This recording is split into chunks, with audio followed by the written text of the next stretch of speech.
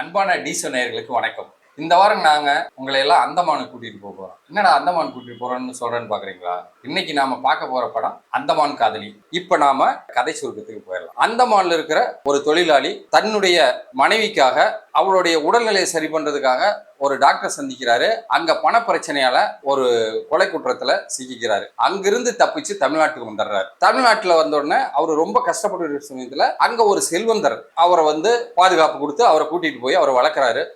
அவரை பெரிய ஆளாக்கி தன்னுடைய சொத்தெல்லாம் அவருக்கு அவர் பேர்ல எழுதி கொடுத்து தன் மகளையும் அவர்கிட்ட ஒப்படைச்சு என் பொண்ணை வளர்த்து நீ தான் ஒரு நல்ல வழிகாட்டணும்னு சொல்லிட்டு இறந்துடுறாரு. இப்போ அந்த பொண்ணு வளர்ந்தது, இவரும் நல்ல செல்வந்தரா இருக்காரு. அப்போ அந்த பொண்ணுடைய ஆசை என்னன்னா, ஒரு சிற்பி செஞ்ச ஒரு சிலை உலக புகழ் பெற்றது, அதை எனக்கு வேணும்னு கேட்கிறா. அது எங்க இருக்குன்னா அந்தமான்ல இருக்கு அப்படின்னாங்க. ரெண்டு பேரும் அந்தமானுக்கு வராங்க. அந்தமான்ல வந்தா அந்த சிலையை வாங்க போற இடத்துல இவர் யாரை கொலை பண்ணாருன்னு சொன்னாரோ அவரை சந்திக்க நேரிடுது. அப்ப இவருக்கு ஆச்சரியம், நம்ம கொலை பண்ணாத ஒண்ணுக்கு 25 வருஷம் நம்ம வாழ்க்கை வேஸ்ட் பண்ணிட்டேன்னு சொல்லிட்டு அவரை போய் சந்திக்கிறாரு. சந்திச்ச உடனே உண்மை நிலை உணர்ந்து அவங்க ரெண்டு பேரும் ஒண்ணாயிடுறாங்க. அது அவரை மூலியமா தான் தன்னுடைய மனைவியை இவர் கண்டுபிடிக்கிறாரு. தன்னுடைய மனைவியை கண்டுபிடிச்ச பின்னாடிதான் தெரியுது அந்த சிற்பியும் தன்னுடைய மகன் சொல்லிட்டு. இதே நேரத்துல இந்த தன் பொண்ணும் அந்த சிற்பியும் காதலிக்கிறாங்க.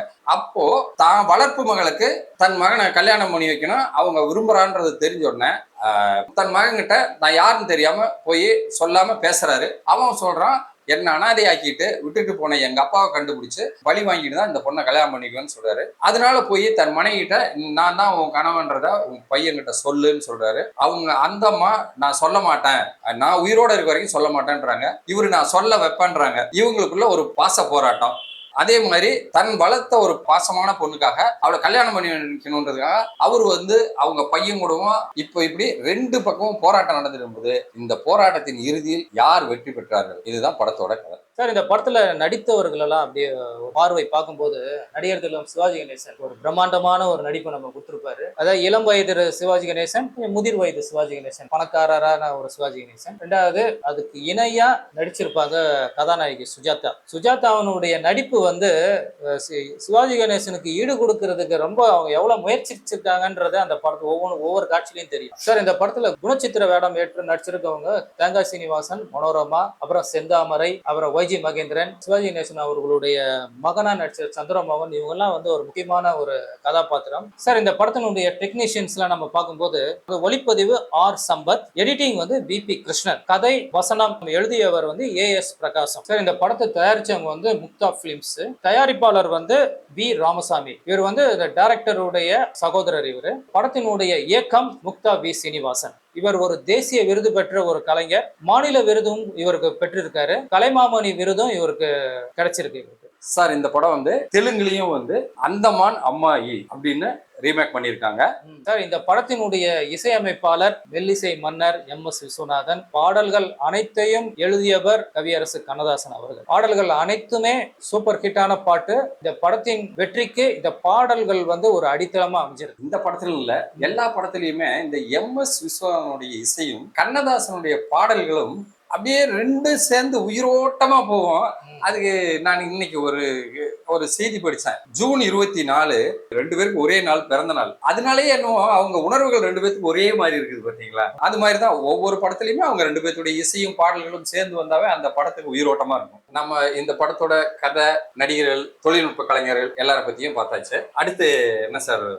சார், இப்போ அந்த படத்திலேயே பாடல் காட்சி தான் சார். பாடல் காட்சி தான் ஒரு சிறப்பு அம்சமே. இந்த படத்துல 4 பாடல்கள் சார். 4 பாடல்ல 2 பாடல்கள் ஜேசுதாஸ், வாணி ஜெயராம் பாடியிருப்பாங்க. மீதி உள்ள 2 பாடல்கள் டி.எம். சௌந்தரராஜன் தனியா பாடியிருப்பாங்க. அந்த மானை பாருங்கள் அழகு, அந்த பாட்டு ஒண்ணு. அது இளமை காலத்து சிவாஜி பாடுற மாதிரி. நினைவாலே சிலை செய்து உனக்காக வைத்தேன், அது கொஞ்சம் வயதானவர்கள் பாடின மாதிரி பாட்டு. இந்த 2 பாட்டுமே சூப்பர் ஹிட் பாட்டு. அதாவது மெல்லிசை மன்னர் இயற்றிய ஒரு மெல்லிசை பாடல்.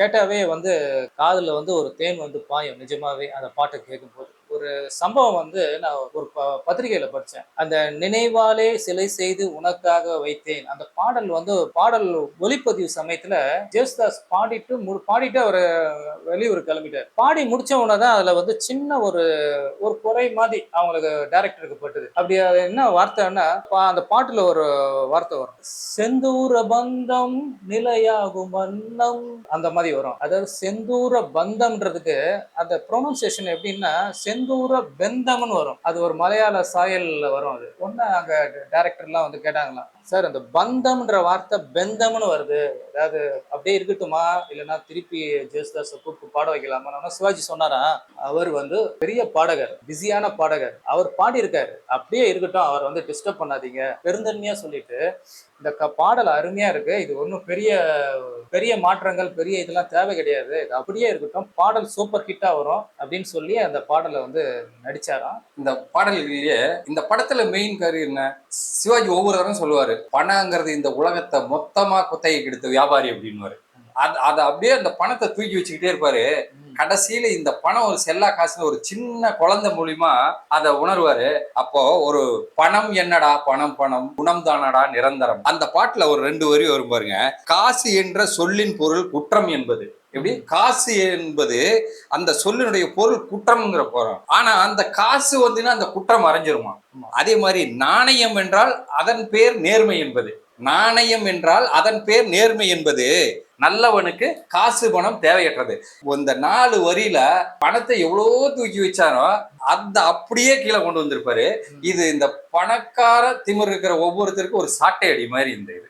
ஏன் முதல்ல ஒரு தமிழ் படத்தை அந்தமான்ல போய் ஏன் எடுத்தாங்கன்னா அந்த இயற்கை காட்சிக்காக மட்டுமே. இந்த அந்தமானை பாருங்கள் அழகு அந்த பாட்டும் இன்னொன்னு இது நினைவாலை சிலை செய்வாங்க, இந்த 2 பாட்டுக்கும் விஷுவலா பண்ணும்போது அந்தமானுடைய மொத்த இயற்கை காட்சியும் காட்டியிருப்பாங்க. ஒரு ஃபுல் அந்தமான பார்த்த ஒரு சாட்டிஸ்பேக்ஷன் அந்த பாட்டுக்கும் அந்த ஒளிப்பதிவு இயற்கை காட்சி பார்த்து 2 சேர்ந்து அந்த இசையோட ரசிக்கும் போது நாமளே அங்க வாழ்ற மாதிரி ஒரு திருப்தி வருது. நாமளே அந்தமானுக்கு போன மாதிரி ஒரு கடல்.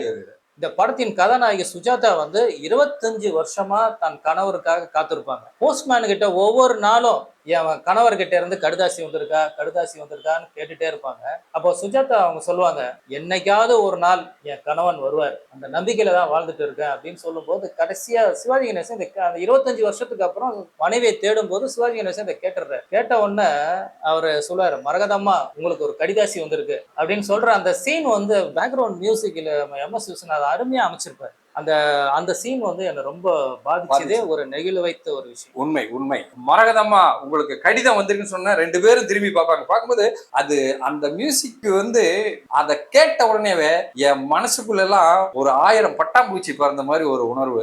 அனுபவிச்சாதான் சார் அதை வந்து உணர முடியும். இன்னொரு விஷயம் இதுல ஒரு புதுமையா தெரிஞ்சுது எனக்கு. அப்போ சிவாஜி வந்து திருமணத்துக்கு முன்னாடி வந்து ஒரு ஒப்பந்தம் பண்ணியிருப்பாங்களாம், ஒவ்வொரு நாளும் படுக்கைக்கு போகும்போது இன்னைக்கு என்னென்ன நடந்தது அப்படின்றத வந்து கணவன் வந்து மனைவி கிட்ட சொல்லணும் அப்படின்னு ஒரு ஒப்பந்தம். அந்த ஒப்பந்தத்துப்படி பிரிஞ்சு போனாலும் சிவாஜி கணேசன் வந்து இப்போ பிரிஞ்சு போனாலும் அவர் தமிழ்நாட்டுல இருந்தா கூட ஒவ்வொரு நாள் படுக்கையில அவர் பக்கத்துல இருக்கிறதா நினைச்சு அவர் சொல்வார், இன்னைக்கு நான் அங்க போனேன், இந்த மாதிரி நடந்தது அப்படின்னு சொல்லும் போது அது ஒரு கற்பனையா இருந்தாலும் சரி, அது ஒரு நாடகத்தன்மையா இருந்தாலும் சரி, ஒரு உயிரோட்டமான ஒரு காட்சி. சார் இந்த படத்துல ஒரு முரண் இருக்கு, பாத்திருக்கீங்களா? என்ன சார் சொல்லுங்க.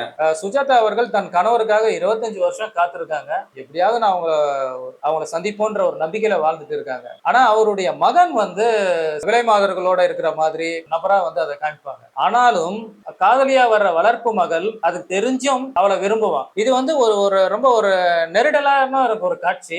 ஆனா வந்து அப்புறம் தான் அதை ரொம்ப உன்னிப்பா பார்க்கும்போது அந்த வளர்ப்பு மகள் அந்த சிற்பியை வந்து காதலிக்கிறது வந்து அவனிடம் ஒளிந்திருக்கும் அந்த கலையை மதிக்கிறதுனால அவனை வந்து காதலிக்கிறா அப்படின்ற மாதிரி அதை காமிப்பாங்க. அது ஒரு முரணா இருந்தா கூட வந்து அந்த படத்துல வந்து ஒரு என்ன சொல்றது, அது ஒரு முக்கியத்துவம் வாய்ந்த ஒரு படைப்பா அதை நான் பாக்குறேன். அந்த முரண் தான். ஏன்னு கேட்டா அம்மாவே சொல்லுவாங்க பையனை பத்தி, அவன் நல்லவன் இல்லைன்னு சொல்லுவாங்க. அம்மாவே அந்த டயலாக் சொல்லுவாங்க. அது கொஞ்சம் முரண்பாடாதான் இருக்கும். இதுதான் நீ சொன்ன மாதிரி இப்படி எடுத்துக்கலாம், கலைக்காக அந்த பொண்ணு கலைக்காகன்னும் போது ஒரு அவன் சிற்பியை வந்து அவன் சிற்பி கையை வந்து அவன் முத்தம் கொடுப்பான். அடுத்து அந்த அம்மா ஒரு டயலாக் சொல்லுவாங்க, இந்த ஃபிளைட் இங்க வரும்போது நான் வந்துகிட்டு தான் இருப்பேன், என்னைக்கு நான் வரலையோ அன்னைக்கு ஒண்ணு நான் இறந்துட்டேன்னு ஆஹ் நினைங்க, அப்படி இல்லைன்னா என் கணவர் வந்துட்டாருன்னு முடிவு பண்ணிங்க. அந்த டைலாக் தான் வந்து அதுதான் அவங்க 25 வருஷம் பிரிஞ்சு இருந்ததுக்கு ஒரு சரியான எடுத்துக்காட்டு. அன்பான டீசோ நேயர்களே, ஆரம்பத்துல நாங்க சொன்ன மாதிரி உங்களை அந்தமானுக்கே கூட்டிட்டு போன ஒரு உணர்வு உங்களுக்கு வந்திருக்கும்னு நினைக்கிறேன். இந்த படத்தை நீங்க யூடியூப்ல போய் பாருங்க. எங்களுக்கு பிடிச்சிருந்த மாதிரி உங்களுக்கும் நிச்சயம் பிடிக்கும்ன்ற நம்புறோம். அப்படி அந்த படத்தை பார்க்கும்போது உங்களை பாதித்த நெகிழ வைத்த சம்பவங்கள், காட்சிகள் ஏதாவது இருந்தா அதுல பதிவு பண்ணுங்க. டீசோ நேயர்களே, நம்ம டீசோ சேனலை லைக் பண்ணுங்க, ஷேர் பண்ணுங்க, சப்ஸ்கிரைப் பண்ணுங்க, கண்டிப்பா பெல் பட்டனை கிளிக் பண்ணுங்க. நன்றி, வணக்கம்.